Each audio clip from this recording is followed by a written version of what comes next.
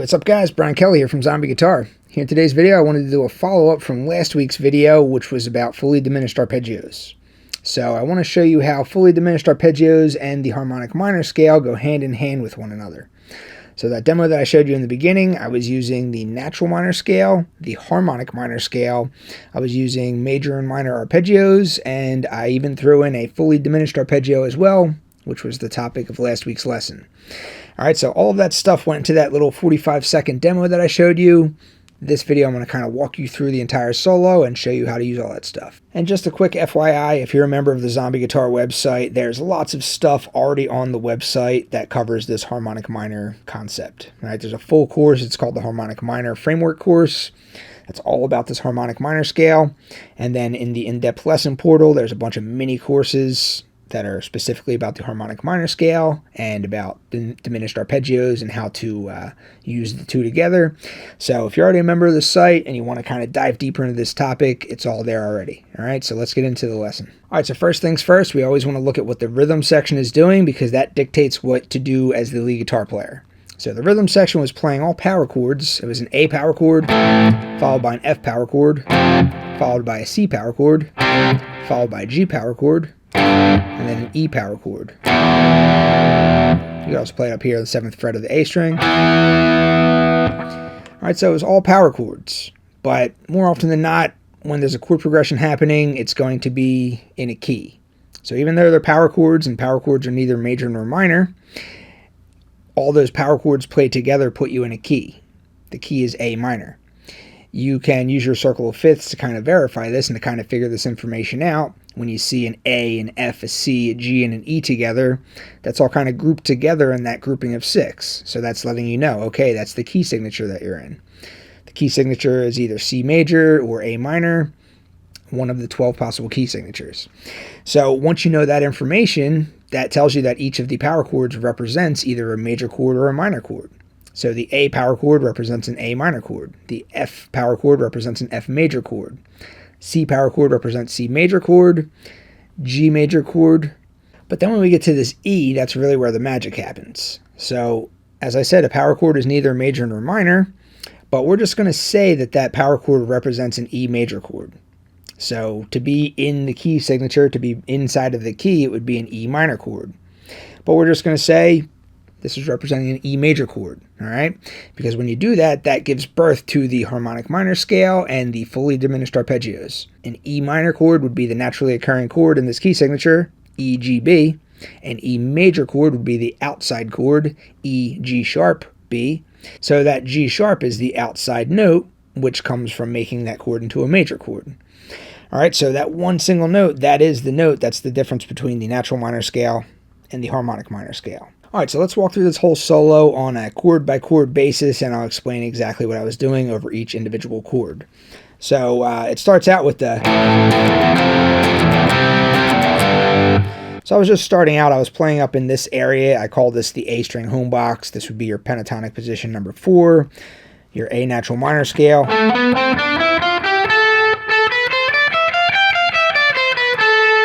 Alright, so your A natural minor scale is right there. So I was doing chord tone targeting as I always am. So when I bend this note right here on the 15th fret by 1 whole step, I'm achieving the note E, a chord tone of the A minor chord. And then coming down to that note, which is the note A, which is a chord tone of the F major chord. And then I was bending this 12th fret of the B string by 1/2 step to achieve the note C.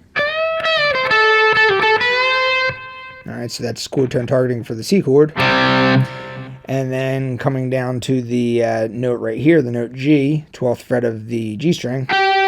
That was over the G chord. Alright, so all chord tone targeting right there. Just kind of noodling around in this little scale pattern here, though.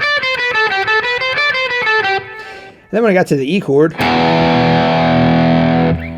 then I threw that G sharp in there.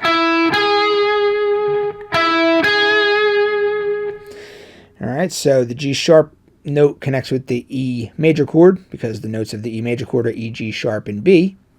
And then I did a little run right here, so I didn't actually use the G sharp note. I just went. All right, so I was playing right here, sliding down to the E on the 7th fret of the A string, and then hitting the open E string. Not because we're on an E chord right now, so the note E is going to connect very well with the E chord because it's a chord tone.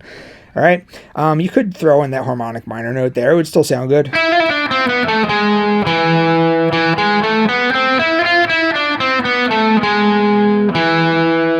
All right, so if you wanted to include that G sharp note right there, that's fine. That's the whole point here. When the E chord comes up, we're representing an E major chord. So if you want to get that G sharp in there, cool, go for it. I just didn't do it at that particular spot of the solo, but you absolutely can. All right, and then the second time around, I did a bunch of arpeggio runs. All right, so an A minor arpeggio, F major arpeggio, C major arpeggio, G major arpeggio, and then we'll talk about what we do on the E. So these were the runs that I did. For the A minor arpeggio, I started up here on the 17th fret of the high E string, which is the note A, slid down to the 12th fret of the high E string, which is the note E. All right, and then I played this little arpeggio pattern. So everything I did in this arpeggio run was all triplets. So it was 1 2 3 1 2 3 1 2 3 1 2 3. Triplet, triplet, triplet, triplet. 1 2 3 1 2 3 1 2 3 1 2 3. All right, so it was groupings of 6 that I was doing. So 1 2 3 4 5 6. Then it went to the next chord. The next chord was an F chord, which is we're representing as an F major chord. So I kind of did like a mixture of an arpeggio and some scale notes here. So I did this. All right, so F, A, and C are the notes of the F major chord, but I throw in some scale notes as well just to kind of make the sound more interesting. All right, that was what I did over the F major chord. Then it got to the C chord, and I did a C major arpeggio. So I did that arpeggio like this. The notes of the C major chord are C, E, and G. So, and I needed a 6th note there to keep up with that triplet timing, 1 2 3 4 5 6. So, all right, and then when it got to the G major chord, I played a G major arpeggio, and I threw in one extra note that wasn't part of the G major chord. The G major chord is G, B, and D, so I threw in one extra note. So it was G, A, and then I went back to the rest of the arpeggio. So just the G major arpeggio, but I threw in the A there just so I'd have 6 notes. 1 2 3 4 5 6. All right, so it's all groupings of 6. So 1 2 3 4 5 6. 1 2 3 4 5 6. 1 2 3 4 5 6. 1 2 3 4 5 6. All right, so mostly arpeggio notes of the underlying major or minor chords, but I was throwing in some extra scale notes as well, just to just to get the 6 notes per chord thing. All right, so then when it got to the E chord, that's where I did this harmonic minor run thing. So I did this there. So that was actually 12 notes. That was 2 6s right in a row. 1 2 3 4 5 6 7 8 9 10 11 12. All right, so there I'm heavily using that G sharp note. There's a G sharp there. G sharp here. Coming down to the F. Back up to the G sharp. All right, so that's just using the harmonic minor scale as my pathway as opposed to the natural minor scale.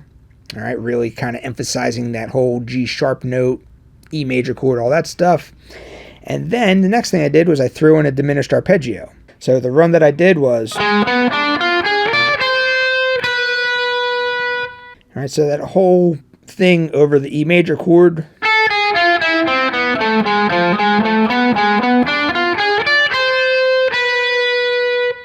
One more time.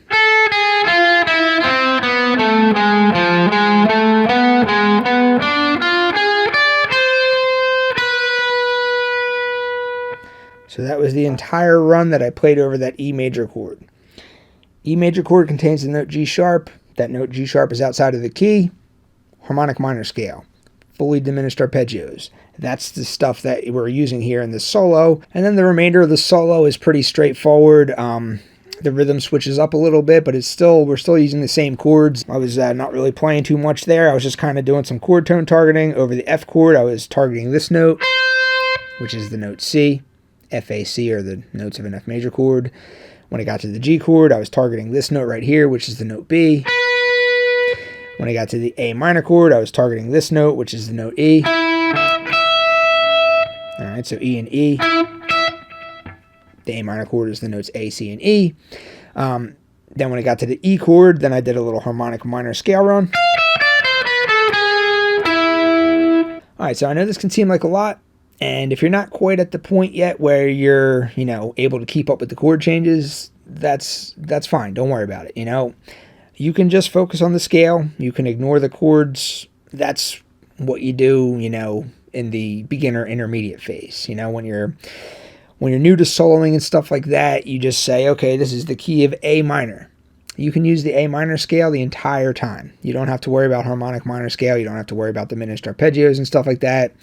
Just focus on the A minor scale. Just use that as your soloing framework over all the chords. If you want to take it another step further, you can say, all right, well, I want to start implementing the harmonic minor scale. I want to kind of combine the natural minor scale and the harmonic minor scale together. In that case, just kind of be aware of where your note A is, where your scale root is, where the tonic note is, the note A. And then everywhere there's an A, you have a G sharp 1/2 step below it.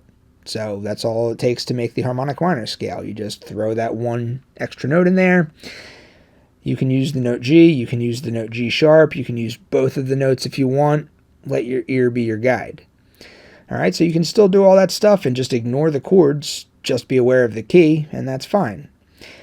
What I was showing you here in this video, I was just showing you, like, if you want to kind of take things to the next level and really focus on what to do over each individual chord, you can arpeggiate the chords, you can heavily focus on the chord tones of the chords and stuff like that. And then when you get to this E major chord, then you switch up the scale to the harmonic minor scale or incorporate those fully diminished arpeggios and stuff like that. So I was showing you kind of like once you're at the per chord level. Once you're at the level where you're focusing on things to do over each specific chord, that's what this video is about. Again, if you're not there yet, just focus on just the scale portion. It'll still sound very cool. All right, so that's going to do it for this lesson. I hope you guys enjoyed it. Thank you very much for watching. See you next time.